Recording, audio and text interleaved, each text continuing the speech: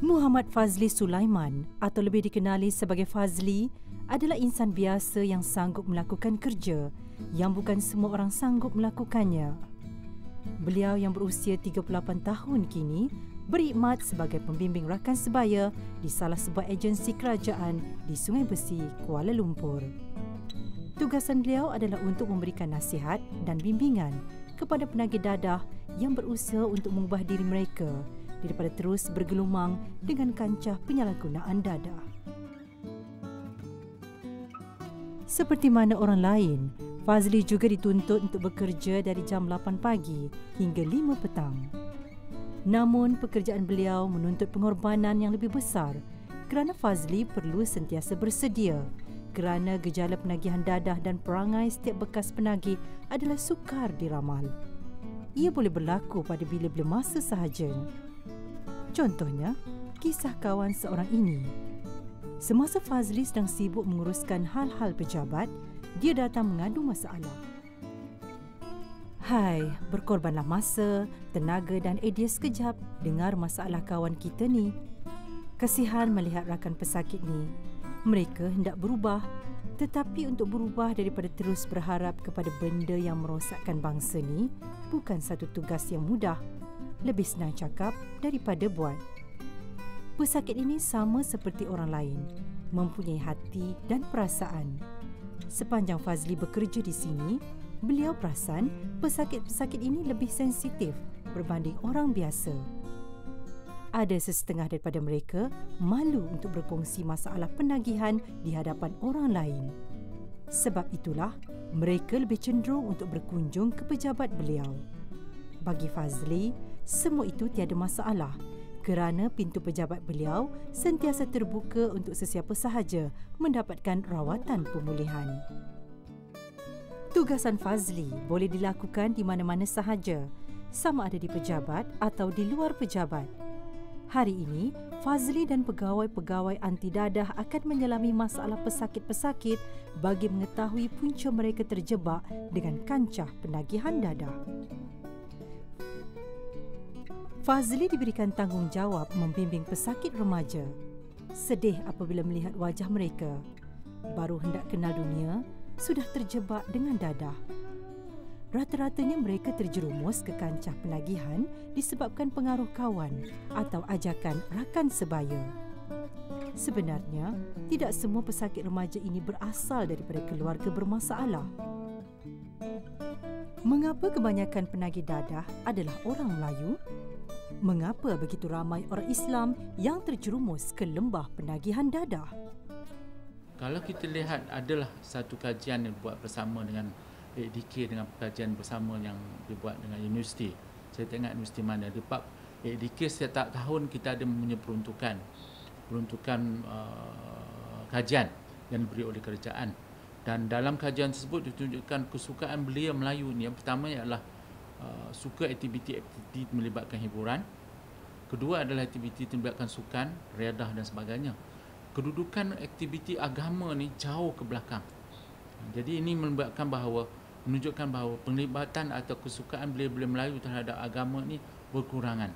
Yang kelain kalau kita lihat bahawa ramai belia-belia Melayu ini tidak berpersatuan atau bahkan pendedahan mereka persatuan kepada masyarakatan itu adalah kurang.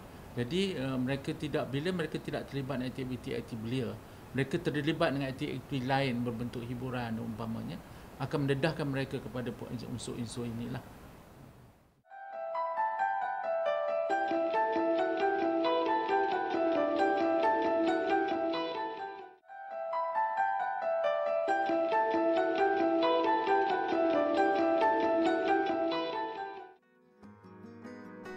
Di samping bekerja, Fazli turut mempelajari kemahiran lain. Beliau rasa sangat bertuah kerana berpeluang bekerja dan mengikuti kursus kemahiran yang dibiayai sepenuhnya oleh majikan beliau. Walaupun Fazli masih lagi dalam proses pembelajaran membuat rak kasut, beliau tetap berusaha untuk menghasilkan produk kimpalan yang boleh dijual kepada orang ramai. Kawan-kawan di sini banyak mengajar Fazli untuk menghasilkan rak kasut yang cantik sehinggakan mereka tidak menang tangan untuk menerima tempahan pelanggan.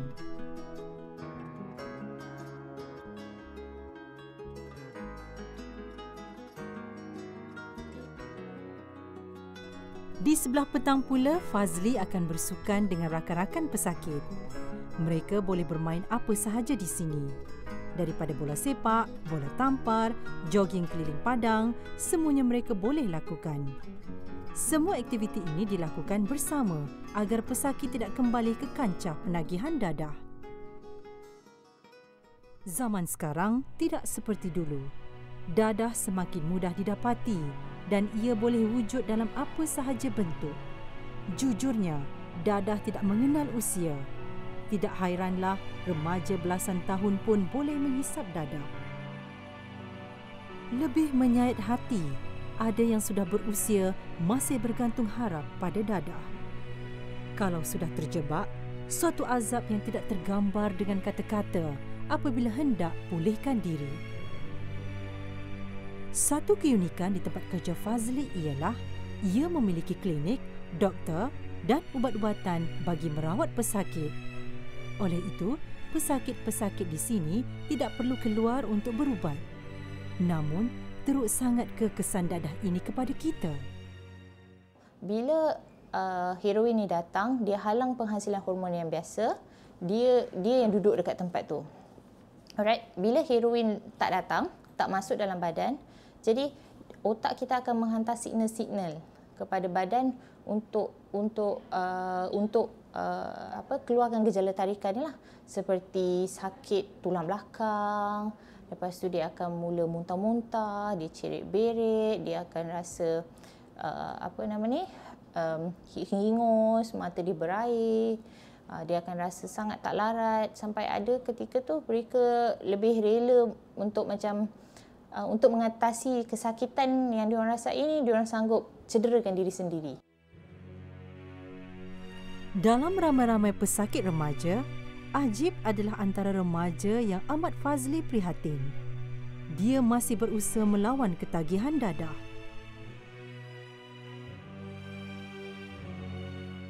Macam saya rasa saya permulaan lah. So, isap dadah pun kira tak lama kan. Tapi saya rasa saya boleh berubah. Tapi saya perlu sokongan untuk pelajaran untuk saya lah, untuk saya benda ni untuk berubah. Walaupun kita telah melakukan dosa sebanyak buih-buih di lautan sekalipun, sesungguhnya Tuhan itu Maha Pengampun, asalkan kita tidak menyekutukannya. Aktiviti keagamaan di tempat kerja Fazli amat dititik beratkan. Sebagai contoh, selain sembahyang berjemaah 5 kali sehari, pesakit-pesakit yang beragama Islam perlu membaca Al-Quran setiap hari. Namun, benarkah agama mampu mengeluarkan seseorang itu daripada kancah penagihan dadah? Adakah apa yang kerajaan berikan kepada pesakit-pesakit di sini suatu pembaziran duit semata-mata? Nak lalui proses pemulihan bukan senang. Nak hilangkan giat bukan senang. Maka perlu dibantu. Okey. Tetapi perlu dibantu itu tak cukup berhenti di situ.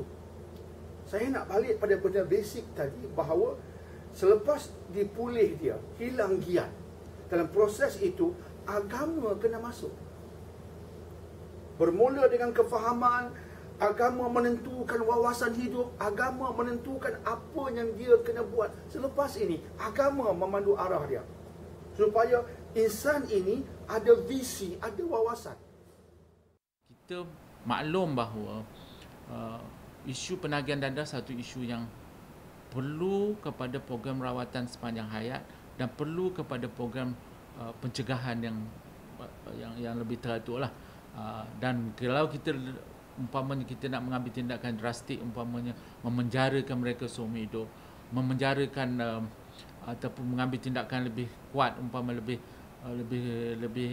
ketah, umpamanya kalau dia menagih sampai 10 kali kita laksana hukum gantung umpamanya, itu adalah satu pendekatan yang tidak berkemanusiaan dan kita tidak dibenar pun mengambil nyawa orang kerana dia tidak melibatkan isu dia mengambil nyawa orang, bunuh dan sebagainya. Kerana ini mereka, kita percaya mereka masih boleh dikekalkan kepulihannya, tetapi memerlukan satu usaha yang lebih untuk kita mengambil tindakan yang tegas ataupun kita memenjarakan semua orang. Kita tidak mampu, penjara kita tidak muat. Katakanlah pada masa ini pun kalau kita orang kena pengawasan kita lebih kurang 50,000 orang. adakah selepas keluar pusat kita kena masukkan semua 50,000 orang ni, dia lagi melibat kos yang begitu tinggi lah. Syukur, sekurang-kurangnya ada juga tokoh-tokoh yang mampu merungkai persoalan-persoalan yang bermain di kepala Fazli. Fazli bukanlah seorang ustaz, tetapi beliau berharap pengalaman dan bimbingan yang beliau miliki menjadi bekalan Fazli di akhirat nanti. Sesetengah pesakit di sini menganggap menghisap dadah umpama bercinta, benci tapi rindu. Namun, siapakah Fazli? Mengapa beliau begitu mengambil berat akan penagih dadah?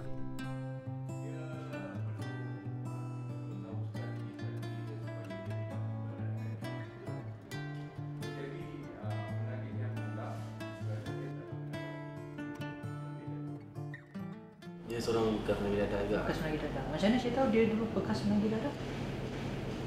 Pernah cerita tu je. Dia seorang kat sini PRS semua bekas penagih. Semua ke atau kebanyakan ke atau beberapa? Semua PRS. Semua.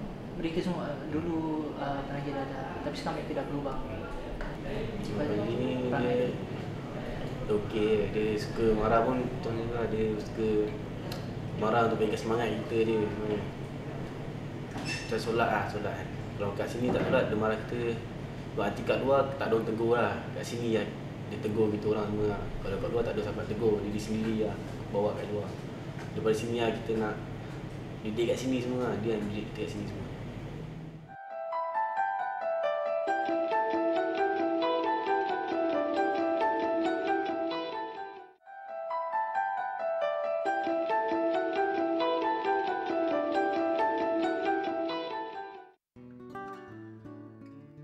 Inilah tempat kerja Fazli. Inilah juga rumah beliau. Dan Fazli tidak segan silu untuk mengatakan beliau pernah beberapa kali menjadi penghuni di tempat pemulihan dadah ini. Tetapi itu cerita dahulu. Sekarang beliau sudah bebas penuhnya daripada dadah. Malah rezeki beliau semakin bertambah. Fazli mengakui beliau tidak pernah menyangka dapat mengecap nikmat mendirikan rumah tangga.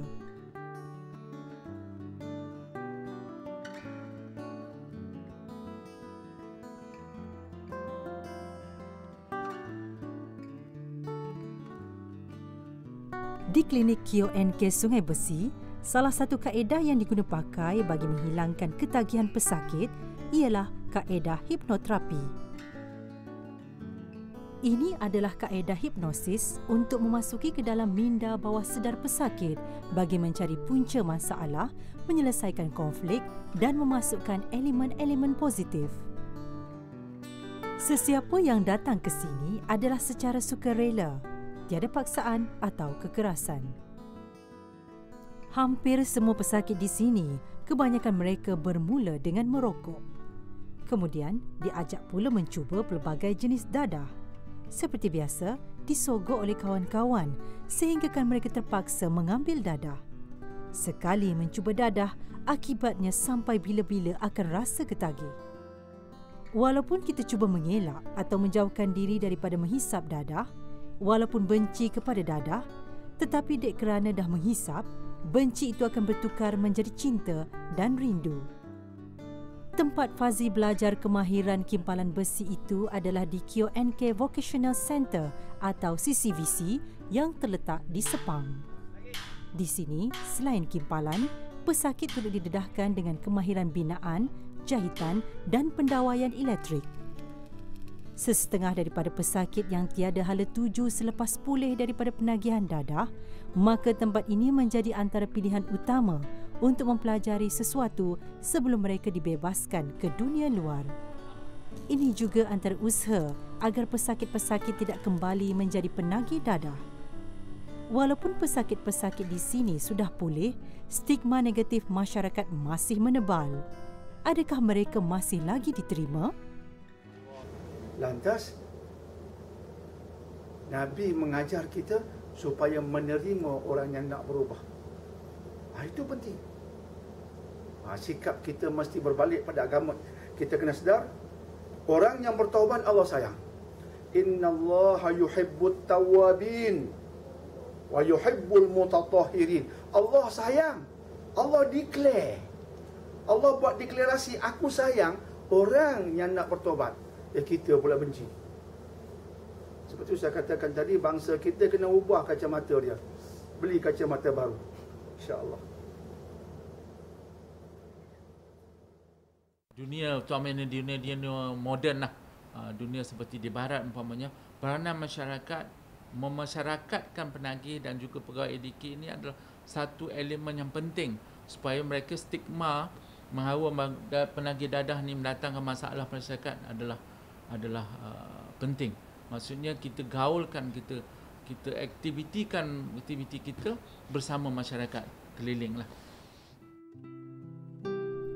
Alhamdulillah, agama itu indah dan tidak menyusahkan sekiranya kita benar-benar fahami dan hayati isinya.